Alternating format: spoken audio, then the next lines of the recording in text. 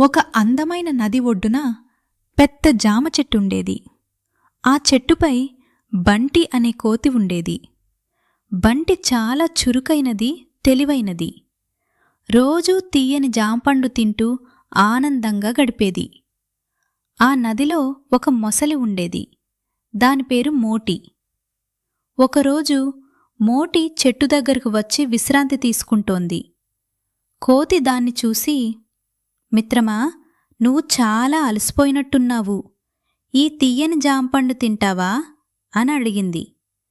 అని కొన్ని జాంపండ్లు కిందికి వేసింది. మోటి ఆ పండ్లు తిని చాలా సంతోషించింది. ఇంత తీయని పండ్లు నేను ఎప్పుడూ తినలేదు అంది. అలా రోజూ కోతి పండ్లు ఇస్తూ ఉండేది. కొద్ది రోజుల్లో వాళ్ళు మంచి స్నేహితులయ్యారు. ఒకరోజు మోటి కొన్ని పండ్లు తన ఇంటికి తీసుకెళ్ళింది. మోటి భార్య ఆ పండ్లు తిని ఆశ్చర్యపోయింది. ఇవి ఎక్కడ దొరికాయి అని అడిగింది.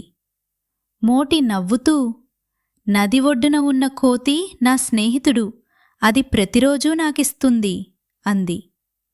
మోటి భార్య చాలా ఆశపడింది. ఇంత తీయని పండ్లు తినే కోతి గుండె ఇంకా తీయగా ఉంటుంది, నాకు ఆ కోతి గుండె కావాలి అంది. మోటి భయపడి, అది నా స్నేహితుడు, నేను దానికి హాని చేయలేను అంది. కాని భార్య కోపంగా, నువ్వు నా మాట వినకపోతే నేను ఆహారం తినను అంది. మోటి చాలా బాధపడింది. ఏం చెయ్యాలో అర్థం కాలేదు. మరుసటి రోజు కోతి దగ్గరికి వెళ్ళి, మిత్రమా, మా ఇంటికి భోజనానికి రావాలి అంది. కోతి ఆనందంగా, సరే, కాని నాకు ఈత రాదు కదా అంది. పర్లేదు, నా వీపుపై కూర్చో అంది ఇద్దరూ మొసలి. నదిలో ప్రయాణం మొదలుపెట్టారు. నది మధ్యలోకి వెళ్ళిన తర్వాత మోటి నెమ్మదిగా నిజం చెప్పింది. మిత్రమా, నా భార్య నీ గుండె కావాలని కోరుకుంది, అందుకే నిన్ను తీసుకెళ్తున్నాను అంది. కోతి ఒక్కసారిగా ఆశ్చర్యపోయింది.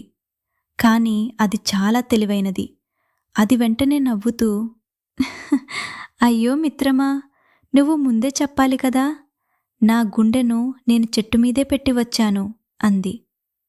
మోటి ఆశ్చర్యపడి, ఏమిటి, గుండెను బయటపెట్టి వస్తావా అని అడిగింది. కోతి తెలివిగా, అవును, మేమంతా అలాగే చేస్తాం, వెంటనే చెట్టు దగ్గరకు తీసుకెళ్ళు, తీసుకుని వస్తాను అంది. మోటి వెంటనే చెట్టు దగ్గరకు వచ్చింది. కోతి ఒక్కసారిగా చెట్టుపైకి ఎగిరింది. పైకి వెళ్ళి నవ్వుతూ, అయ్యో మోటి, ఎవ్వరైనా గుండెను బయటపెట్టి వస్తారా? నన్ను మోసం చేయాలని చూశావు, కాని తెలివి ఉంటే ప్రమాదం నుంచి బయటపడవచ్చు అంది. మోటి తన తప్పు తెలుసుకుంది. దానికి చాలా సిగ్గేసింది. నన్ను క్షమించు మిత్రమా అంది. కోతి, స్నేహంలో మోసం ఉండకూడదు అంది. ఆ రోజునుంచి మోటి ఎవరినీ మోసం చేయకూడదని నిర్ణయించుకుంది. నీతి, తెలివి మరియు సమయస్ఫూర్తి ఉంటే పెద్ద ప్రమాదాలనైనా తప్పించుకోవచ్చు.